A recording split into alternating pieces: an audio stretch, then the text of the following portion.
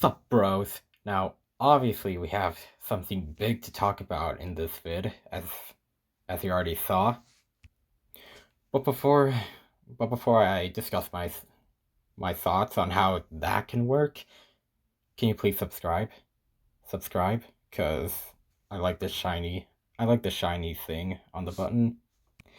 Now, about now about Monsters at Work. So, it genuinely fascinates me how even the most generic slice of life sitcom can transform into upright the most epic episodic sequel anyone can ask for. Like, I mean, it's so I mean, season 2 was so fire that I think that its 5th anniversary deserves to be celebrated in more ways than one. And so, I mean, season 1, we all know how kind of trash it was. Like, I mean, it wasn't really trash and all, but yeah, it was mid to say the least, and kind of rushed in when you take into account the detail of the energy source code switch thingy. But like after after season like but season 2, on the other hand, was absolute fire, in my opinion. And in every just about everyone could agree that season 2 was fire. Like, especially after I watched all of season 1, within the span of within a 4 month period, I slowly forgot that it was even a thing, compared to compared to my how often I thought about the show after its second season, which got me thinking about it once a day. That's how fire season 2 was. Like, and especially for Tyler, especially about Tyler, how it can how they just transformed him into the biggest the definitive embodiment of adolescence, without with throughout all generations, and not necessarily necessarily just one. Like, the ending, bro. Holy shit. Yeah. Yeah. Damn. So now, anyways, I think now now that now that a follow up to the sixth the follow now that there's a follow up to the follow up of the original movie on its way, I'm it's gonna be. I think that there are many different details that could just end the Monsters Inc. saga like really greatly. Like, so the first so all the other so, picture this. A year after season 2 of Monsters at Work ended, um, Tyler and Val now run Fearco, which has been rebranded into Laughco. And of course, the pretty much all of Monster Kind is in the process of assimilating the monster world to into laughter based energy production. and and then like we could also have this we could also have Uzma Kappa returning if we if they get it right, like there could also be this subplot of like the comedy duo, like the comedy duo just getting more like intimate, more intimate, and like more sacred, a more sacred attachment. We could be seeing Tyler and Valerie like um, developing this more sacred association with each other, like to the point where like and just have them start a family in the end. And fuck, like imagine like imagine the most famous guy just with the most introverted, like the most introverted, uh yeah, the most imagine the most famous guy in his late adolescence, like ending up with like the most unspoken and like and ambiguous partner that ended up being the one he could ask for the most in the end.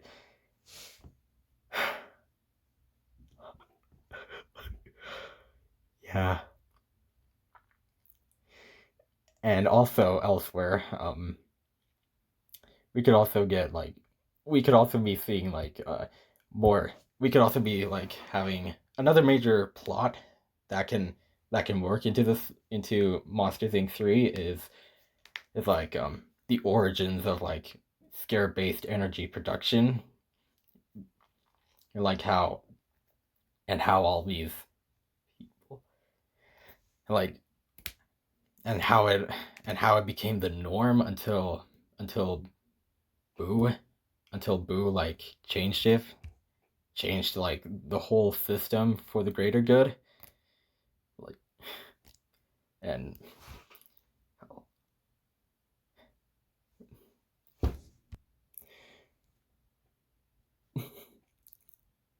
we can also like have a montage of Tyler with his college buddies, like while he was at Monsters University, like the buddies he had like since childhood and all, and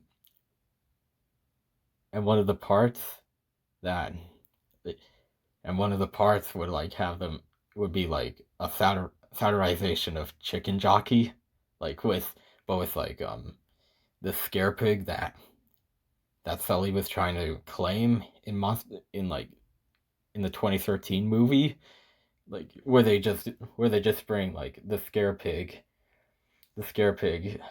as like the live chicken of the whole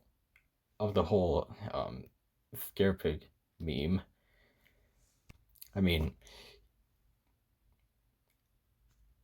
I mean, you're welcome to like you're welcome to think of like chicken jockey like however you want, but yeah, I think that I just thought that I just thought that like that could probably work. And last but not least, the biggest the biggest conflict of the third movie. So after so it shines more light onto like the human world and how so the humans monsters exploit the human kids for their electrical for their technological benefit, like their to make their lives easier. Yeah. And we can just let's just assume that it's been going on for centuries, and like and especially like after the whole incident, like with Tyler scaring the just scaring the human. Yeah, after like and the last straw would be like with Tyler and with what Tyler did to Ben, and that would just that would be enough to like get like a small team of a small team of humans to like prove that the monster world is a thing, and that they should probably dominate, and that they should probably do like a crusade on. Wait, no, I shouldn't. Hang on a minute. Hang on. Yeah.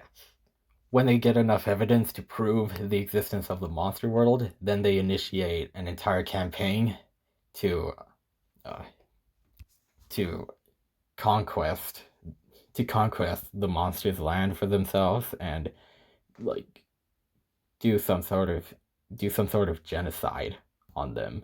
Like that's as far as I can. That's as far as like I can go with my ideas with that main plot. But again, so in summary, the main conflict would have like the humans wanting to get back at the monsters, and like eliminate and make them go extinct to like ensure the well-being of like all their future generations, when in reality all the when in reality like Sully, Mike, Tyler, and Val, like, and pretty much everyone else like in the monster world at this point are damn well aware of how fucked up of a system that how fucked up it was to like use like their scream to use nature of nature of like traumatizing kids to their benefit. It was an accident, and it's always been an accident. It was a huge mistake for all those centuries to come, and and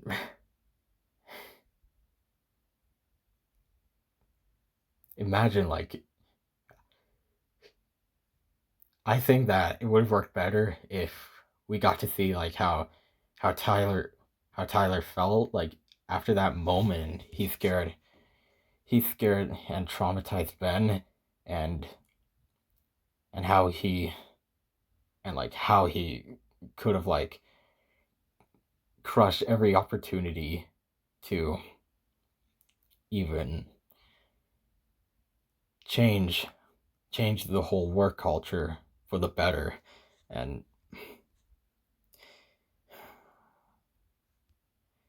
again, in the end, it does. I mean, Monsters Inc. and Monsters at Work's second season, like Monsters Inc. and its direct episodic sequel, like shine enough human light on monsters to prove that even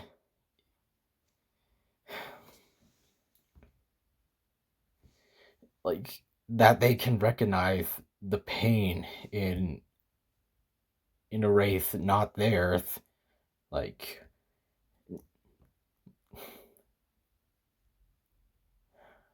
fucking hell. I mean,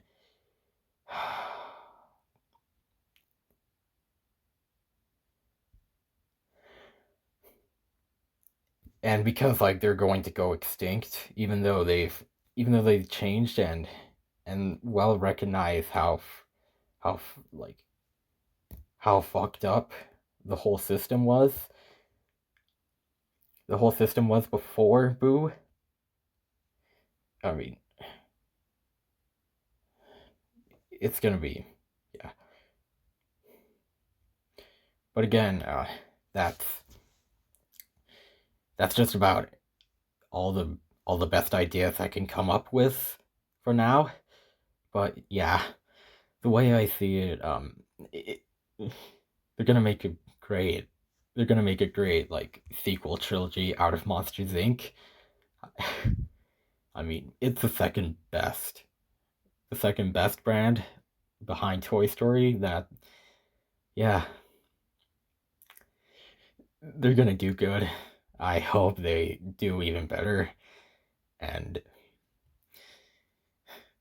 we'll see. yeah, I just hope that it that they just make it a feature length movie instead of like a third season, because it's gonna be more peak if we just see it like on a bigger screen. Like, yeah, and to end this video off, I'll give you guys a sneak peek of a re of my recreation of straight up the best scene from season 2. Yeah.